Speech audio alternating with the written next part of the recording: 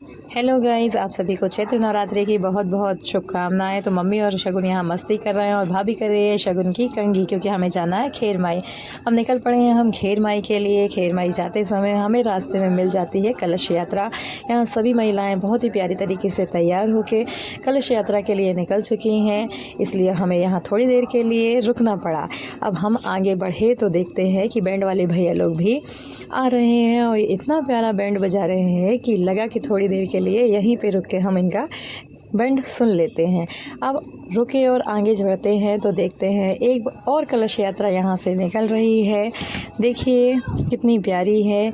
और आगे बढ़ते हैं, हमको रास्ता मिला। देखते हैं तो आगे इतने सारे रथ रखे हुए हैं। देखिए कितने प्यारे रथ हैं यहाँ पे। अब हम पहुँच चुके हैं खेर माई। खेर माई मंदिर में जाकर मेरी भाभी ने पंडित जी से पूछा कि कलश कितने बजे जलेगा, तो उन्होंने बोला 4 बजे जलेगा। इसलिए अब हम निकल चुके हैं खेरापति दाई के लिए। तो निकलते समय हम बहुत ज़्यादा तेज़ धूप थी, इसलिए सबसे पहले मैंने कर लिया फेस कवर। और हम फेस कवर करने के बाद निकल जाते हैं खेरापति दाई के लिए। तो देखा हमने रास्ते में हमको वही कलश यात्रा फिर से मिल जाती है। यहाँ बहुत ही ज़्यादा ट्रैफिक है तो निकलने में थोड़ी सी दिक्कत होगी। ट्रैफिक को पार करते हुए अब हम निकल चुके हैं तो हमने देखा कि मंदिर दिखने लगा है। हम यहीं से माँ का दरबार में जयकारा लगाते हैं। तो बोलिए सच्चे दरबार की जय।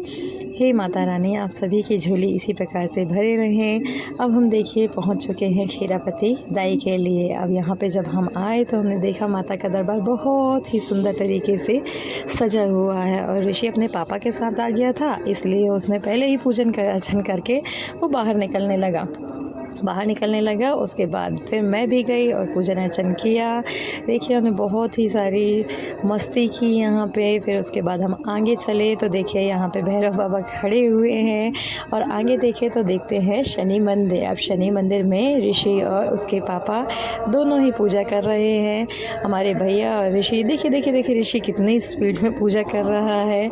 और इसी तरीके से पूजा करके जब मैंने आगे देखा तो आगे बाबा के मंदिर में मेरी भाभी पूजा कर रही थी। मेरी भाभी बाबा को बहुत ही ज़्यादा मानती है, उनका अटूट विश्वास है बाबा के ऊपर। वैसे भी बाबा के ऊपर किसका विश्वास नहीं होता, बाबा तो सभी की झोली भरते हैं ही बाबा ऐसे। और फिर उसके बाद भाभी ने बाबा की पूजन किया। भैया अब कर रहे हैं पूजा हनुमान जी की, बाहर रखा हुआ है गदा उनका। और अंतिम में हमने माँ काली के चरण स्पर्श। अब भाभी और शगुन कर रहे हैं थोड़ी सी मस्ती। घर आके हमने केले के छिलके को पानी में डाला, क्योंकि इसमें भरपूर मात्रा में पोटेशियम और फाइबर होता है। इसके पानी का उपयोग हम करेंगे पेड़ों में, ताकि